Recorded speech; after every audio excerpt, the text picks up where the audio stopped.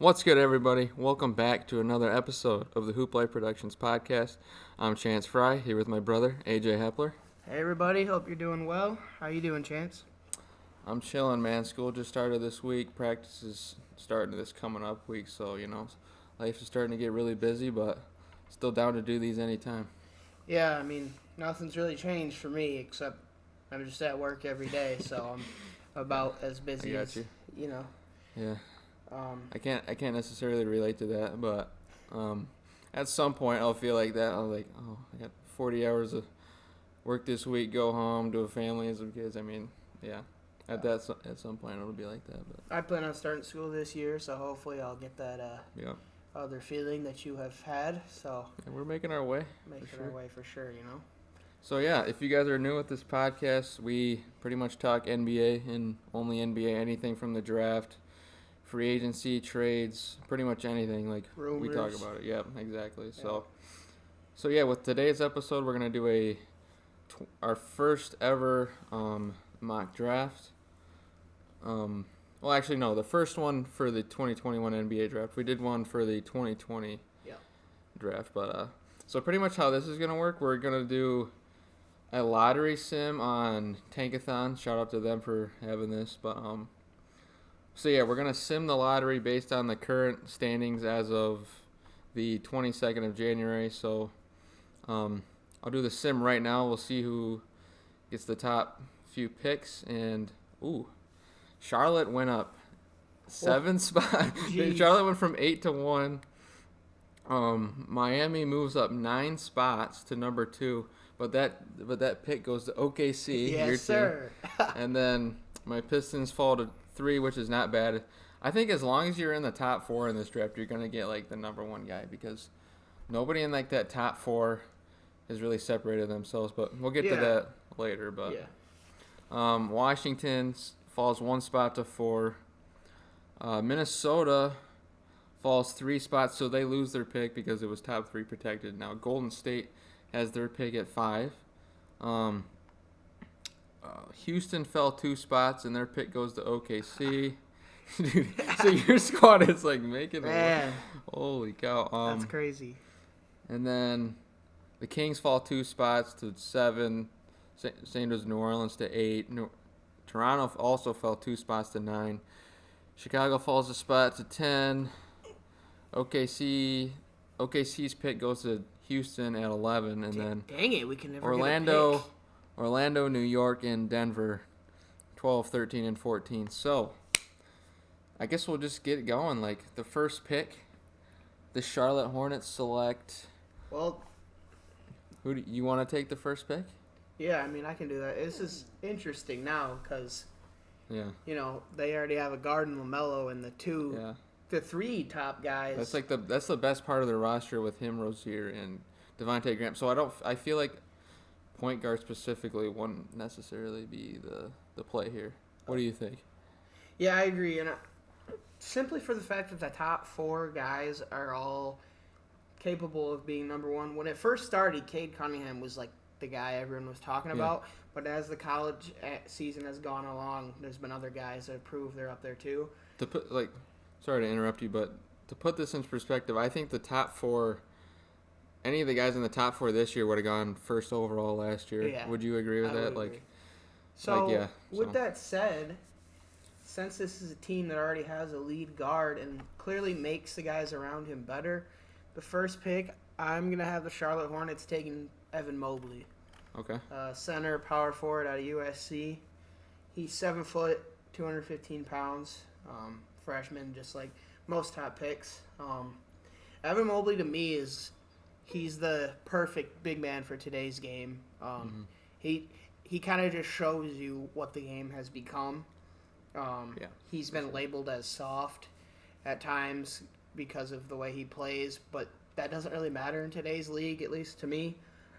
He can really space the floor, and he's a high IQ guy. So, I mean, there's only so much we know about these guys so far, but with him on Charlotte with LaMelo, I think that's what they would do in that situation. I would agree with the pick, like the fit and then the need as well. Like Charlotte's running Cody Zeller and Bismack Biyombo at center like the last 3 years. So I think Mobley's a guy that they needed for a while, and getting him with the first pick, if they were lucky enough to get that pick, it's pretty obvious that he should go at number 1. So that moves us to pick 2, where OKC, who moved up 9 spots to number 2, they pick here, and I'm gonna have them take.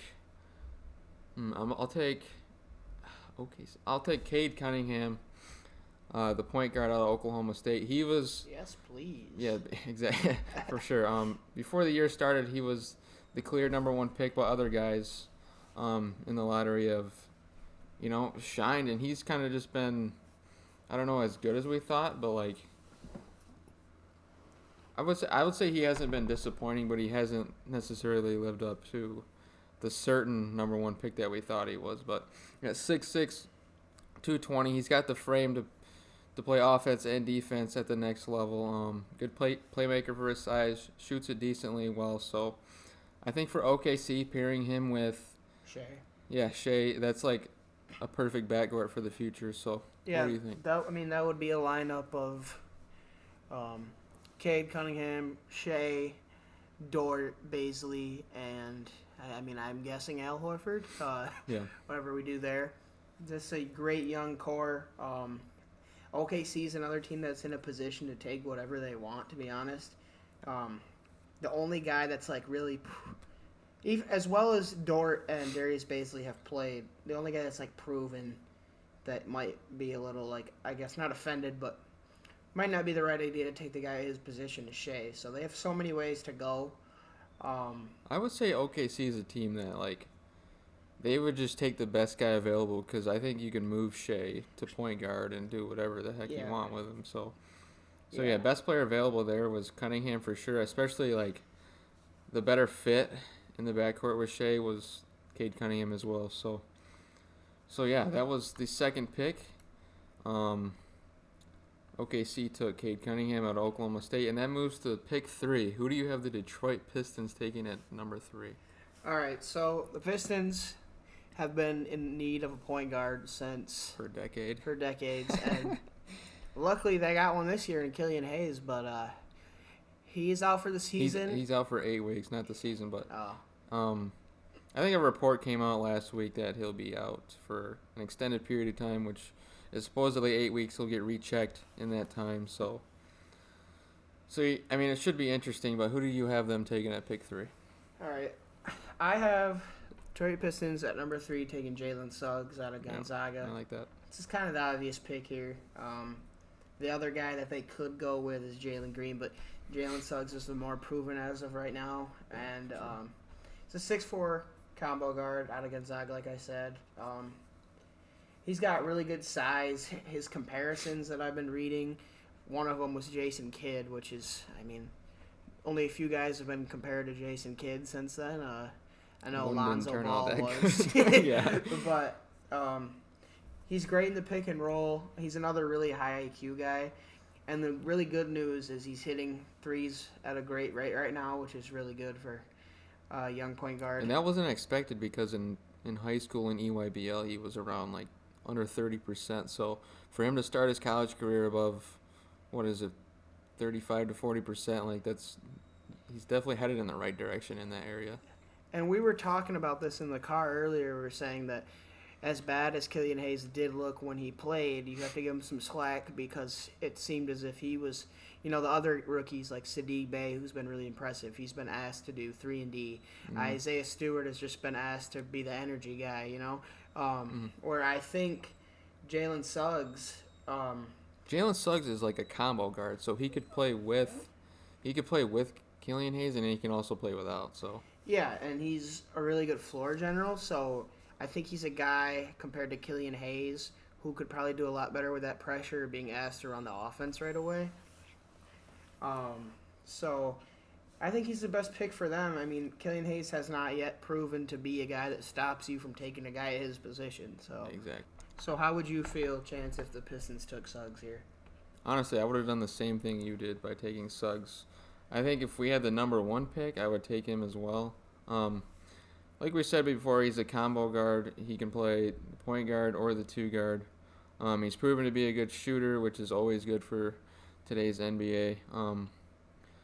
And yeah, I just think going forward, it's good to have two guards with the potential going forward in Killian Hayes and Jalen Suggs. So, and in terms of the fit with the roster, he's so versatile on both ends of the floor, and I think Detroit's motto going forward is going to be versatility. So he fits into that perfectly, I think. So Yeah, I agree completely. So, who do we got next here? Washington? Washington picks at number 4.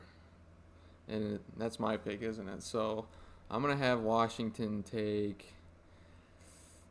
so who have we taken so far? We've taken... Suggs, Mobley, and Cunningham. Okay. So I'm going to take Jalen Green, assuming that Bradley Beal gets moved somewhat sooner. And I think if they take Green, that makes it a lot easier for them to move Beal, like considering he'll be that guy that steps in Beal's place. He obviously won't produce 30 points a game right away, but Green's a guy that a lot of scouts have said that he's got the capabilities of being like a 20 to 30 point per game scorer. I personally think he's the best scorer in the draft. Absolutely, I agree. Like I think the problem, like the biggest problem with Jalen Green right now is the lack of film in like the last year or so. You think he's playing in the G League right now, but they don't have any scheduled games as of yet. I think they do soon, as in like February or something, but yeah, we're not there yet. So it'll be a lot easier to see where Green projects like next month or so. But yeah, I think Washington taking Jalen Green at pick 4 is the obvious one for sure. Something I noticed here, I'm reading the scouting report that we have for Jalen Green. Like you already said, he's 6'6", 180, crazy athletic, potentially best scorer in the draft, like you said, great frame. He's smooth off the dribble, and he can be really competent on the defensive end given time. Seems like a bigger Bradley Beal to me. Yeah. And it's funny because we have him going to Washington in this situation, so this would be the best for Washington. I don't know if it would be the best situation for Jalen Green. If Washington continues on the pace that they're on, I don't see Bradley Beal being in their long-term future anymore. And I think they'll be stuck with Russell Westbrook, to be honest, because I don't see another team wanting him in that contract, especially when his game is like slowly kind of gone down the last few years. He's starting to become that point guard version of Blake Griffin in a way. Yeah, in terms of for contract sure. Yeah, exactly. And loss of athleticism. He's still a lot more effective than Blake Griffin, but you can see him going down that path, and it'll be interesting to see. They just got to take the best guy available here again, which I think Jalen Green could be the best guy available at 1 if we had more film on him. He's just a guy we need more film on. Seems like one of the most complete guys in the draft for sure. In Washington, if they were to trade Beal, it's not like they're in a bad position in terms of the future. Like, they've already got a lot of young pieces. You think about the 2 drafts before this, they took Rui Hachimura, the power forward, and then they took Denny Avdija the last draft, and he fell farther than we originally thought he would. So I think they've got some good young pieces going forward, especially if they get Jalen Green in this upcoming draft. And that moves us to the 5th pick that the Golden State Warriors own from Minnesota. And yeah, you have the 5th pick, don't you? Yeah. So I feel like it's the Warriors here. Right now, their guard play / forward play is Wiggins and Oubre. So not guys that you can't avoid drafting because of, right? Mm-hmm. So I think the obvious pick here would probably be Jonathan Kuminga. I think I said that correctly.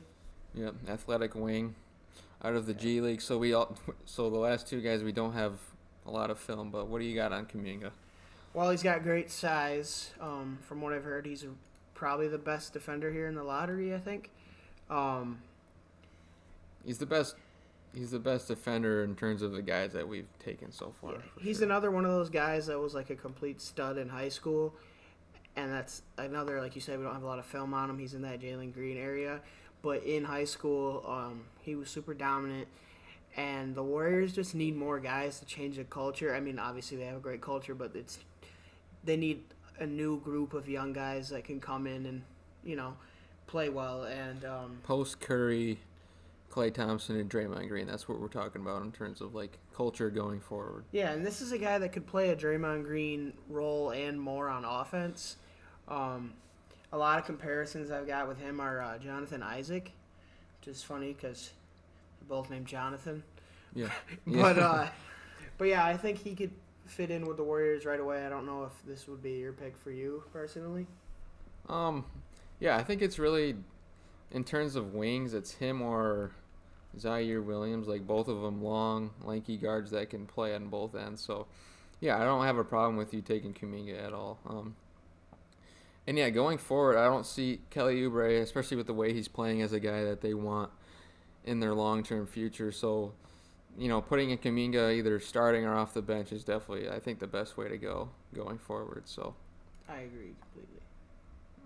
That moves us to pick 6, which the Thunder also own from Houston in the pick swap from the Russell Westbrook trade, right? So yeah, it's my pick, so I'll take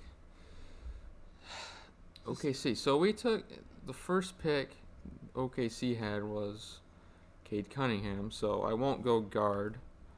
I'll go, I'll take Zaire Williams, who we just talked about a little bit. Okay. I just like his size and versatility. Like, he can play the 2 or the 3, maybe even the 4 if he puts on a little weight.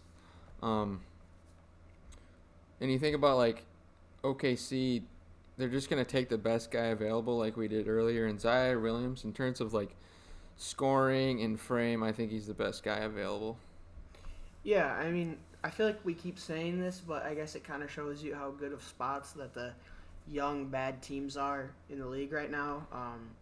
They just take the best guy available because they don't necessarily have a weakness at every spot, Right. Darius Bazley is a guy who could be replaced by Zaire Williams, like you said. Maybe Dort. We'd have to see more out of those guys. Isaiah Roby, too. He's been playing pretty decent for you guys, right? Yeah. Hami Diallo, too, has been really hooping. Yeah.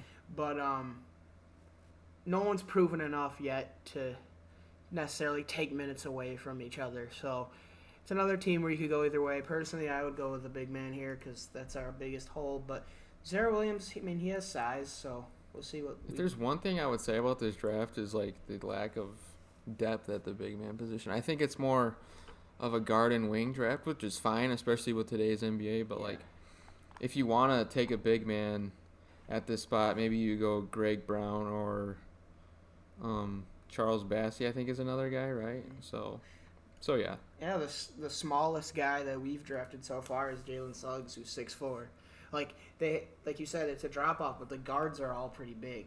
So it's an interesting. And that's draft. kind of been like a recent year kind of thing. Like, I think it started with Ben Simmons, like taking a 6'10" point guard, the number 1 pick. Now everybody kind of wants this like super tall point guard. So I think it really all started with guys like LeBron and Draymond Green, who weren't playing point but were playmaking at their position. Yeah. And then these bigger kids in high school and college, their coaches saw that and like, maybe I can run this kid at point, and then that's how this. Yeah, if you're a point guard under 6'5", you're almost like a throwback. So yeah, but Suggs is one of the better prospects still, even with his quote unquote lack of size. Even though 6'4" is, I think it's plenty tall for a point guard. This shows you how the game is changing. Me and Chance were actually on the same middle school basketball team. And, I was the star player. I had like 25 a game, but no. He's capping. Anyway, we're on the same team, and I mean, you could probably speak from experience. Even in recent years, like middle school, high school coaches, they take the big kid and they're like, all right, get on the block, play center.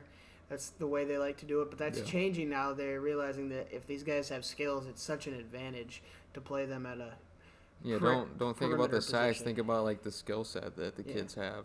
So like people always say, Ben Simmons should be at the 4 because his ability to shoot like limits what he can do and what his team can do. But putting Ben Simmons at the 4 limits what he can do so much. So yeah, but that's just. We're getting off topic here, but so who did we have the there? Kings are at pick 7, and that's your pick. So who do you got the Kings taking? Okay, so I don't know. Some might call this a reach, but this is one of my favorite players in the draft. I have the Kings here at 7, taking Brandon Boston. Okay. Um, I like it. they're like really low on. I don't want to say they're low on guard play, but I've heard Buddy Hield wants out, and he's not playing great this year compared to before. And BJ Boston, he's 6'7" out of Kentucky, 185. Freshman again, like most of these guys. But he has really good scoring ability, and De'Aaron Fox is really hooping this year, for those who don't know. And if he had a guy like B.J. Boston like next to him, I think that backcourt could be really dangerous given time. And then you think about a guy like Halliburton too, like that 3-man rotation of guards is really good and high potential going forward. Like you said with B.J. Boston, and he's 6'7", so he could play the 3.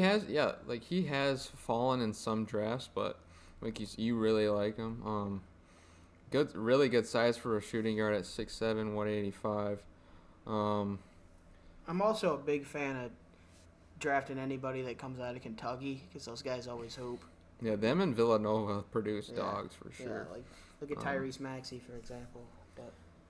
But yeah, B.J. Boston he's just one of those guys that'll get you a bucket from anywhere on the floor, and I don't think, like, it's never a problem having those guys. Like, you can fit them in anywhere. So, I like his potential going forward. Anyways, moving on to pick 8. The New Orleans Pelicans are on the clock, and I'm not going to have them take a point guard because they shouldn't have in last draft, but they did anyways. Will. I think Greg Brown's the way to go here. The freshman, small forward / power forward out of Texas. He's got a really good frame. He's versatile. Shout out to Greg Brown. He liked one of my Instagram posts once. Did he? Yeah, it was a while back. How did he see it? I think I put some hashtag in there or something, but I had gotten a like from Greg Brown. Actually, Okay. No, it wasn't a post. It was a comment on like Bleacher Report or something, and I saw a like. It doesn't usually give you notifications, but when someone is like verified, it will. So I looked at it, and he was like a top high school player. I was like, okay, I'm gonna root for this guy, and he's been a hell of a player at Texas. Mm-hmm. Yeah, he's definitely risen in some draft boards. He was a first-round guy going into this draft, but I don't remember seeing him as like top 5 to 10 prospect. So he's definitely had a good year at Texas. So, and that leads us into pick 9. The Raptors fall from 7 to 9. Who do you have the Toronto Raptors taking? Raptors are in a weird position due to like their downfall, I guess you could say. Yeah. There's not really a position you can't take somebody at, but I would go with Josh Christopher out of Arizona State here. Okay. He's a shooting guard, 6'5", 215. He scored. He's a really good scorer, which is, I guess, what they need. I think they need a little bit of everything, but I think Van Vliet has showed that he helps a team so much better off the bench, and I think with time, if he could play that role again, that would be huge for them. It's weird to see Toronto like with like a top 10 pick, and that's also like the other weird thing about doing a mock draft so early in the year. Like, what are we, 15 games into the year or so? I don't think Toronto will be a lottery team by the end of the year. I think they'll get it going, but I think what they should do is take a pick for the future. And Christopher, I do like the pick, but I would have gone Moses Moody out of Arkansas. He's a lot higher on most mock drafts. He's 6'6", 205. But back to Christopher. I remember I'm necessarily not a big fan of Christopher for one reason. He didn't choose to go to Michigan last year he chose Arizona State over Michigan, and he would have fit in perfect with us. But anyways, yeah, I still think it's a good pick with Christopher. It feels like a lot of guys didn't choose to go to Michigan last year. Like, who else was at Michigan and then decided to go to the G League? Isaiah Todd. Okay. It was just that was in like a 2-day span where Isaiah Todd went to the G League, and then Josh Christopher chose Arizona State when we were like 99% sure we would get him. Yeah, you guys were looking really good. I mean, you guys are still looking really good, but yeah, imagine all those guys, you know. So, yeah, that's pick 9 to the Raptors, and that leads us to pick 10. The Chicago Bulls are going to take... Oh, my gosh, they're not at 7? Or no, what pick do they usually have in the draft? For a while there it was pick 7, but last year they finally moved up and got Patrick Williams at pick 4. Looking really good right now. Yeah, and he's looked really good.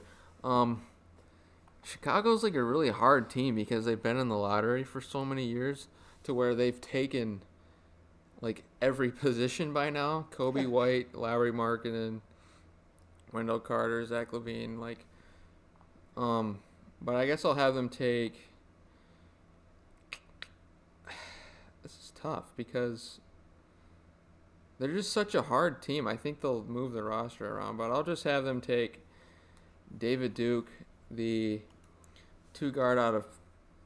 combo guard out of Providence. He's 6'6", 205. He's one of the best players in college basketball right now.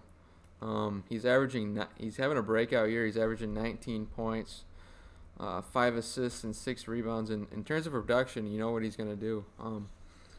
In the league, I think he'll be like a second unit kind of guy for the Bulls, especially with Kobe White and Zach LaVine already there. But you can never go wrong with a little bit of depth. Yeah, I agree completely. This is one of the guys I know a little bit about just because I've seen, obviously I know about these guys, but I know more about him than a lot of these guys. I saw a little bit of film on him I think it was on Facebook the other day, because it was like most surprising players of the year. And like you said, he jumped from 12 to 19 points. So he's a junior too. Sometimes that, strays teams away, but we've seen 4-year players that have been great, like Damian Lillard and Draymond Green and some others. So for sure, I think he could be a really good pick for them. Now, who do we have here? This next pick? We're down to the last 4 picks of the lottery, and then the video will end. But we have the Houston Rockets picking at 11 via OKC. So who do you have the Houston Rockets taking at pick 11? All right, so with Christian Wood playing as great as he is, I think they have a lot less pressure to find a big man here. So I'm going to have them taking Scotty Barnes here. Okay. Small forward, power forward out of Florida State. Now I know he's kind of a big man at 6'9", 225. One of his comparisons that I saw was actually Patrick Williams. So it's a really safe pick, I would say. Also coming out of Florida State, just like Patrick Williams. This Rockets team with their new culture, they're not asking guys to just sit in the corner and shoot threes all game, which could really hurt a young rookie's development. So I think a guy like Scotty Barnes would come in there who's a freak athlete and really just be great for them. Yeah, I like the pick as well. Like you said, a great frame at 6'9", 225. I think he's probably the safest pick in terms of picking at 10. This year he's averaging 11 points, 4 assists, 4 rebounds. Not great production, but I think he's probably the rawest prospect to go so far. But for Houston, kind of starting a rebuild, I think going the highest potential is the right pick, and Scotty Barnes probably has the highest potential of the guys that are left. And again, Patrick Williams was a guy who didn't put up great production in terms of numbers and was seen as very raw. So another comparison with him, I think he would be great for them. So that moves us to pick 12 with the Orlando Magic. Orlando's a team that has been in the playoffs the last 2 years, so I haven't talked a whole lot about them. But I'm going to have them take Tavion Kinsey, the shooting guard out of Marshall. When's the last time we've seen an NBA draft pick out of Marshall, by the way? I feel like there's someone in the league out of there. Let me look it up real quick. But yeah, he's from Columbus, Ohio. But yeah, he's in his 3rd year of college. He's having a really good year, actually, averaging 20 points. That's the highest points scored that I've seen out of all the guys that we've taken so far. He's averaging 20.5 points, 4 assists, and 6.3 rebounds, which for a 2-guard to average 6 rebounds, that's actually really good. And it'll be interesting to see if that translates to the next level. But with Orlando, I think they've got a lot of young pieces already at all positions. So I think Kinsey's the guy that can come in right away, shoot the ball, play some defense, and you can't really get enough of that if you're the Orlando Magic. Yeah, I agree. By the way, Jason Williams came out of Marshall, and Mike D'Antoni went to school there. So that's all the league has seen from Marshall. I felt like there was a different player, but so not much. So shout out to Tavion Kinsey for proving everyone wrong and going to the league from Marshall. So yeah, shout out to him. So yeah, moving on from the Orlando Magic, we've got the New York Knicks. We're down to our last 2 picks. So the Knicks got this pick via Dallas. So with the Knicks, let's see, who have we not taken so far? We took Charles David. Bassey's a big name left. Okay. But I feel like they already have a big guy. They have a lot of power guy, forwards and centers. So, I guess they could take. I'm gonna have them take the 2-guard James Bouknight just because they need a lot of shooting, and Bouknight is probably the best shooter available. He's a sophomore out of UConn, 6'5", 190 frame. And I just think he'll be a guy that you can plug in right away and already be one of the best shooters on the team. So I like them taking Bouknight at pick 13. Yeah, I agree. Like you said, he's a plug-and-play type of guy.